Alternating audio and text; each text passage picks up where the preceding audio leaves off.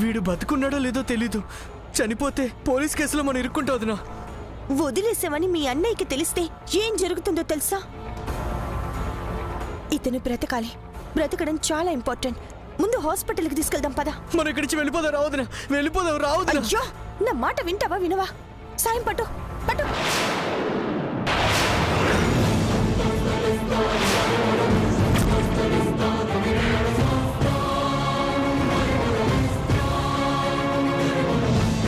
వదినా, ఎవరో ఫోటో తీసినట్టున్నారు వదినా.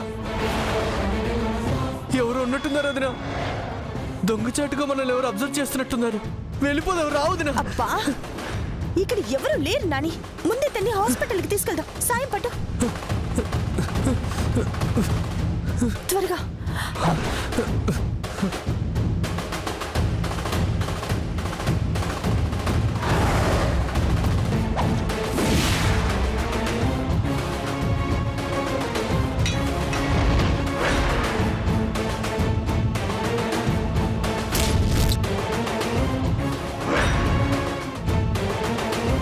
సీత, వీరనారిలా వచ్చి ఈ వీర రాఘవకి బుక్ అయిపోయావు.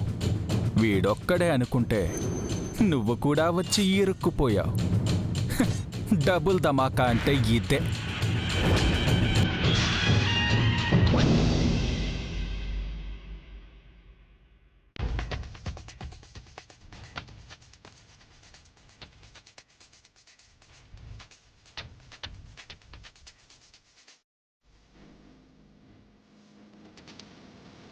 నాని, నువ్వు తనతో ఉండి నేను వెళ్ళి డాక్టర్తో మాట్లాడేసి అలాగే వదినా. సుగుణ. సీత, నువ్వా? ఎలా ఉన్నావు? ఏంటి టైంలో? రా కూర్చో. నాకు సాయం చేయాలి సుగుణ. ఏంటి? ఒక పొరపాటు జరిగిపోయింది. నా చిన్న మరిది తెలియకుండా పొరపాటులో యాక్సిడెంట్ చేశాడు. అవునా? ఇప్పుడు తన కండిషన్ చాలా సీరియస్గా ఉంది సుగుణ. ఎలాగైనా సరే నువ్వే తనని కాపాడాలి. తనకేదైనా అయితే మా నాన్న జీవితం జైలు పాలైపోతుంది. సరే ఉండు, ముందు నేను పేషెంట్ని చూసొస్తాను. సుగుణ, ఈ విషయం ఎవరికి తెలియకుండా. ఏం కాదు, నేను చూసుకుంటాను.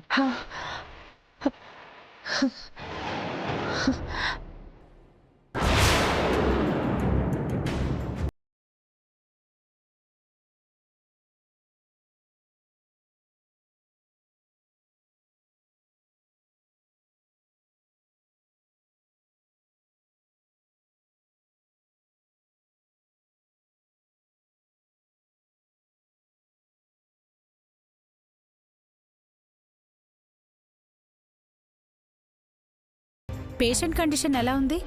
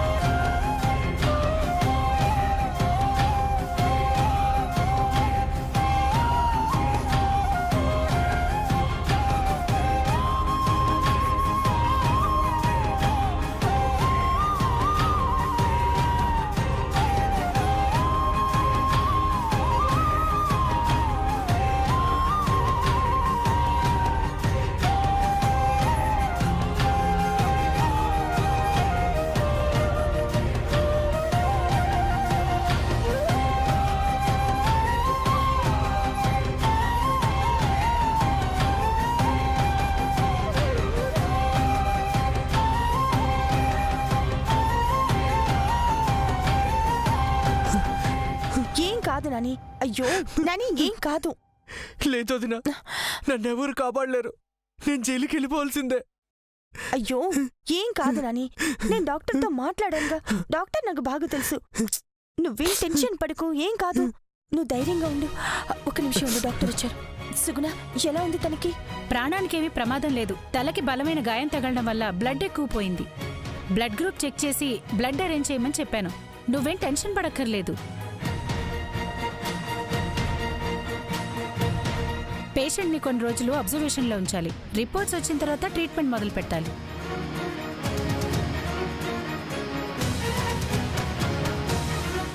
నాని, ఆ అబ్బాయి పేరేంటో నీకు తెలుసా? మధు వదినా. వాళ్ళ ఇంట్లో వాళ్ళ ఫోన్ నెంబర్స్ తెలుసా? దేనికి వదినా? ముందు ఆ నెంబర్కి కాల్ చేయి.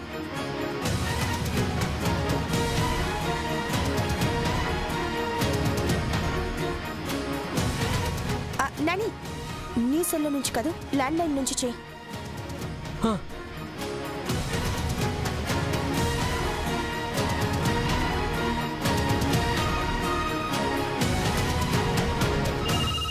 వదినా.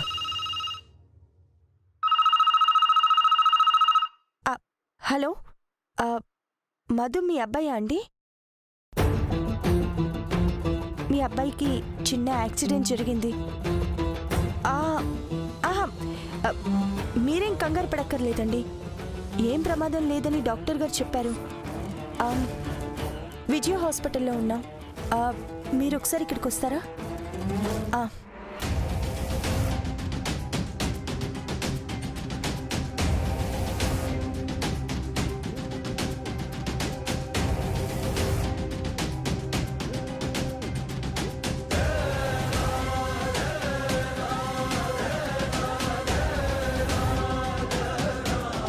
సుగుణ, నానికి ప్రాబ్లం ఏం లేకుండా నువ్వే ఎలాగైనా హెల్ప్ చేయాలి. ప్రమాదమేం లేదని చెప్పాను కదా, నేను చూసుకుంటాను. ఏదైనా ఉంటే నీకు ఫోన్ చేస్తాను. చాలా టైం అయింది, నువ్వు ఇంటికెళ్ళు. ట్రీట్మెంట్కి ఎంత ఖర్చు అవుతుందో చెప్పు. అవన్నీ మనం తర్వాత మాట్లాడుకుందాం. నువ్వు ముందు త్వరగా ఇంటికెళ్ళు. సరే.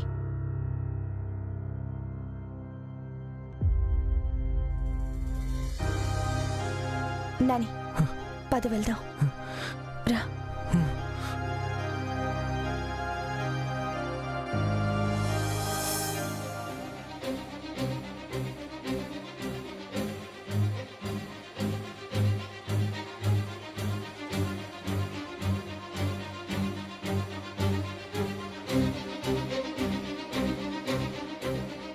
నాని, రా.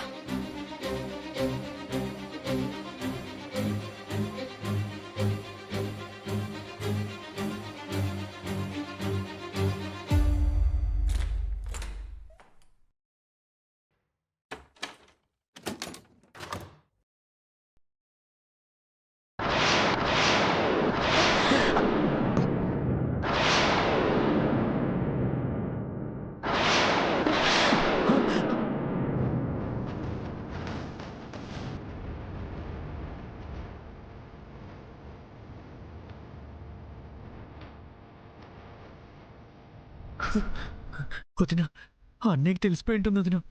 నేను చంపేస్తాను వదినా. కాసేపు నోరు మూయి. నువ్వు ఇలా భయపడితేనే మనం దొరికిపోతాం. జాగ్రత్తగా ఉండు.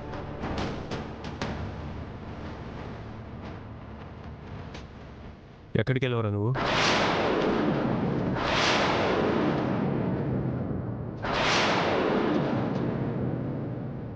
అడుగుతోంది నిన్నేరా?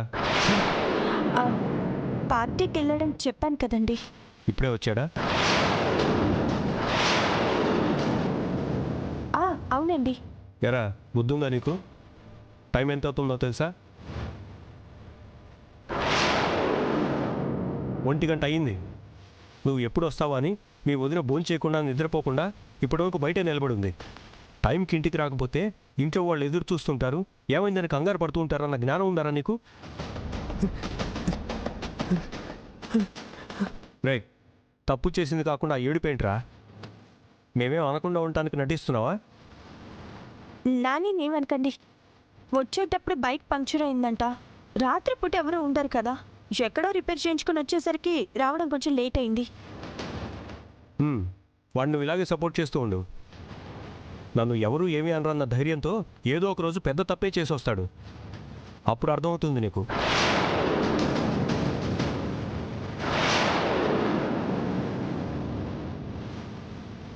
ఏంట్రా కంగారు? నిన్ను చూస్తుంటే నువ్వేదో తప్పు చేసావనిపిస్తోంది.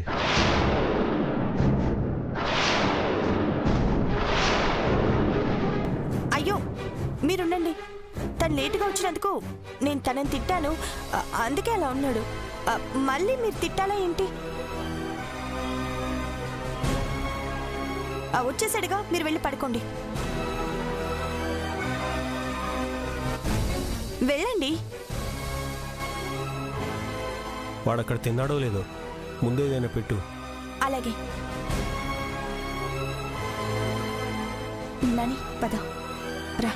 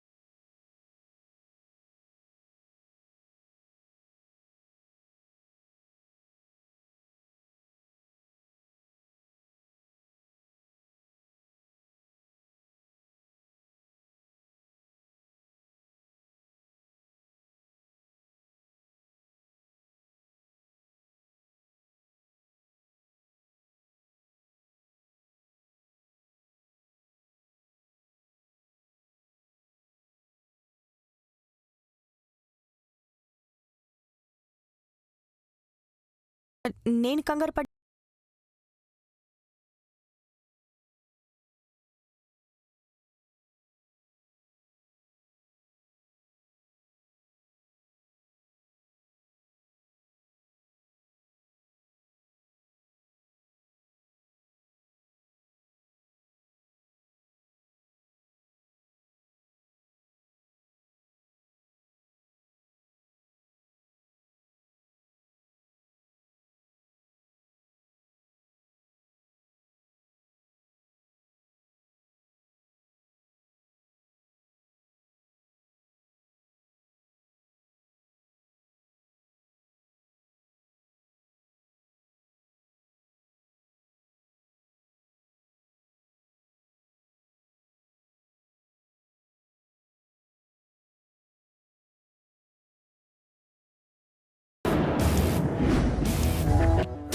నిజంగా నువ్వు చాలా టాలెంటెడ్ అక్క.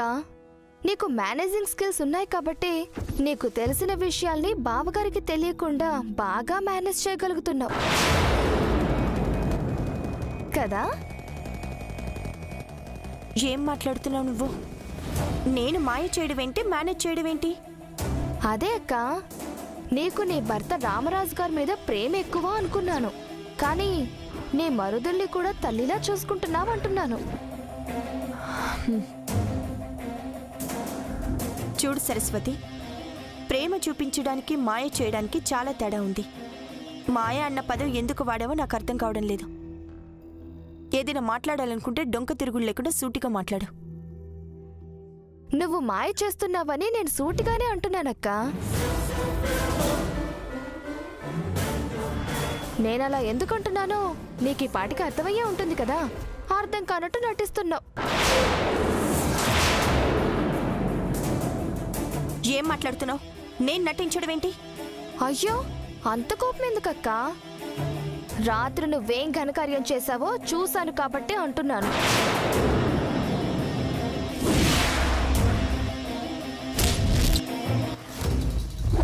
ఏంటక్క అలా షాక్ అయిపోయా? నేను షాక్ అవ్వడం ఏంటి? పెద్ద పెద్ద విషయాల్ని ఎవరికీ తెలియకుండా కవర్ చేయాలనుకున్నప్పుడు, కవర్ చేసింది ఎవరికైనా తెలిసిపోయినప్పుడు ఆ మాత్రం షాక్ ఉంటుందిలే అక్క. నువ్వేం మాట్లాడుతున్నావు? నీకేమైనా అర్థం అవుతుందా? పిచ్చి పిచ్చిగా వాగుతున్నావేంటి?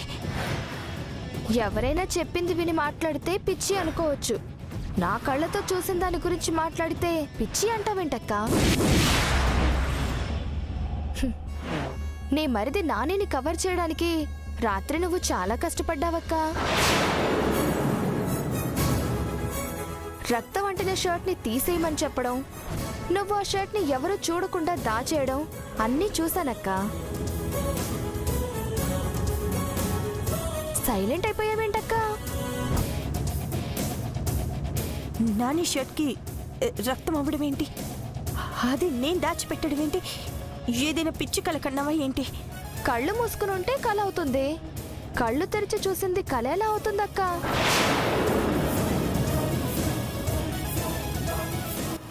బావగారికి తెలియకుండా కవర్ చేసినట్టుగా నన్ను కూడా కవర్ చేయాలని చూస్తున్నావా? నువ్వు అనుకున్నట్టు అలాంటిదేం జరగలేదు. ఏదో పిచ్చి కల కానీ అదే నిజం అనుకుంటున్నావు. తిక్క తిక్కగా మాట్లాడకుండా వెళ్ళి నీ పని చూసుకో.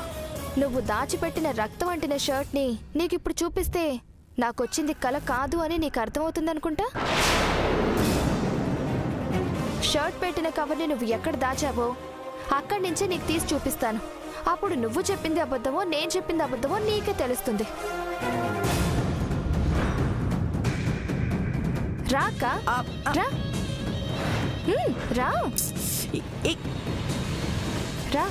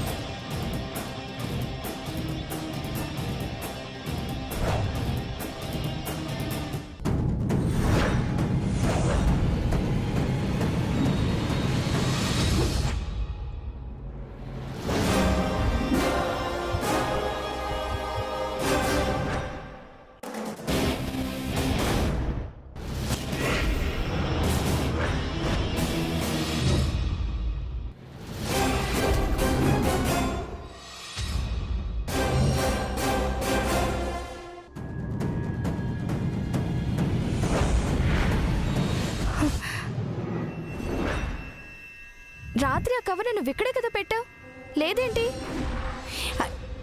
నేను దాయడం ఏంటి, నువ్వు చూడటం ఏంటి? ఏం లేని దాని గురించి నువ్వు వెతకడం ఏంటి? మతుండే మాట్లాడుతున్నావా? నేను చూశాను. నువ్వేం చూడలేదు. చూసినట్టు ఏదో జరిగిపోయినట్టు ఏదో పిచ్చికల కనుంటావు. నీకొచ్చిన ఆ పిచ్చికల గురించి నాతో పిచ్చి పిచ్చిగా మాట్లాడుతున్నావు. పిచ్చిగా మాట్లాడడం కాదు, నా కళ్ళతో నేను చూశాను. ఏంటి మాట్లాడేది? రాత్రి నువ్వు నీ బ్యాగ్ తీసుకుని ఎవరికి చెప్పకుండా గోడ దూకి పారిపోవడం నేను కూడా చూశాను. ఏంటి? నేను గోడ దూకి పారిపోయానా? పారిపోయినట్టు కలొచ్చింది. నాకొచ్చిన కల నిజం అనుకొని నేను నీలాగా పిచ్చి పిచ్చిగా మాట్లాడడం లేదే.